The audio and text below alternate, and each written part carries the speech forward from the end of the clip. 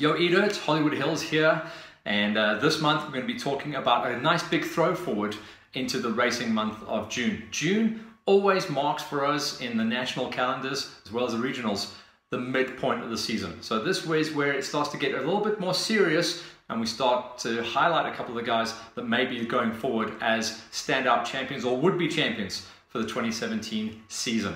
At the moment, one of those guys is Wade Young. He's looking super tasty in the Liquorland National Enduro Championship Series to walk away and try and reclaim that #1 spot that he lost to Travis Teasdale last year. But what he's been up to as well is jumping across the border. He's been in Portugal at the moment. The HH41, he beat out the world's best. He beat out his teammate Mario Roman. He beat out Walker. He beat out a slew of big name players. And he's really putting himself up there. We know he's got a top 3 ranking in the world at the moment, and he's trying to beat out Jarvis to try and get that extreme #1 plate onto his bike. Well done to Wade Young. Very good job and very good showing. Also, honorable shout out for Double T, Travis Teasdale, rocking and rolling out there as a privateer. Bit of local support, but mostly paying his own way with a little bit of help from his friends. Managed to bag a 6th place at the HH41, so that's real nice. What else happened this weekend? It was the De Wilt Funduro, becoming a massive event. Can't wait to get involved with those guys. Unfortunately, I've had a couple of calendar clashes the last couple of seasons, but definitely will be looking forward to working with those guys in 2018. It's a huge event, family affair. A lot of the guys don't like to go out and kind of put themselves out there for a race per se. So this is a real nice idea of actually doing an event rather than a race, and Funduro out there at De Wilt. Another massive success as always, as it has been for the last couple of years. So what's happening in the racing month of June? Well, we open up our account this coming weekend, the first weekend of June, and that's going to be the FJX guys, not the FJX Enduro Cross, but the actual pure Enduro. Unfortunately, because of date clashes, I'm not going to be able to join them up there, but I know they're going to run an absolute huge event and I'll be with you guys for the rest of the tour. Then after that, we come back the second racing weekend of June. That's the next round of the incredible GXCC series.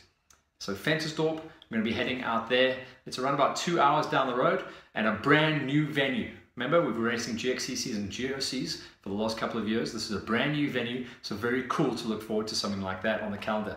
Then we go flying a little bit further down, Dundee, and the second time as Hollywood Hills, will be reporting back on the Impy.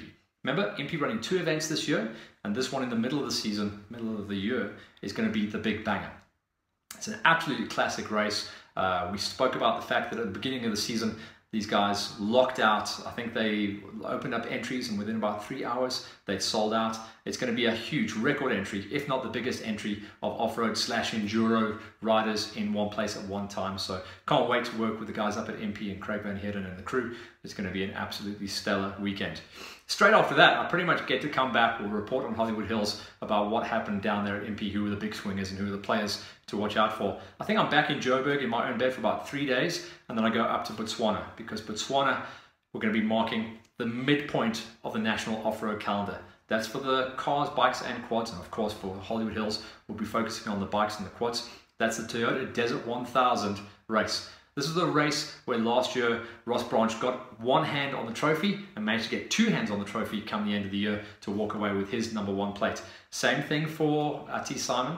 Ati Simon came good at the Desert, was in and out of the championship last year, but it was his brother Hannes that walked away with the big #1 plate. We expect to see the Simon brothers rocking and rolling up there in the desert. It's going to be absolutely huge. Remember, the desert also can be the undoing of many championships. We won't name and shame. Everyone knows who they are out there. The desert took a couple of scalps last year, but a couple of guys were really rewarded and they were able to springboard their championship from the desert. After that, we take a bit of a breather because that actually takes us all the way to the end of June, and then we'll do a bit of a wrap up going forward and see who is looking good in the championships and who's got everything dialed in. We'll also be looking at, towards the beginning of July, a throw forward into the next round. That's round #4, the Liquorland National Enduro Championships. PE, but not a little bit further down the road. We used to go down to J-Bay in the Hankey area. This time it's going to be at the Rover Club. So all you sandbar draggers, get comfy, because that's where we're going to be heading next. Right now, this was a Hollywood throw forward into the racing month of June. Plenty to talk about in the weeks to come, so just enjoy yourselves out there. If you were first timers, newbies out there on the track and rocking and rolling out there for the Funduro, hope you guys enjoyed it, and we definitely hope to see you guys out on the trails a little bit more. For now, remember, catch up with all of our sponsors and our partners here with Hollywood Hills. I'm going to sign off with that, and we'll catch you in 2 weeks' time to start talking GXCC and the mid part of the season. Cheers.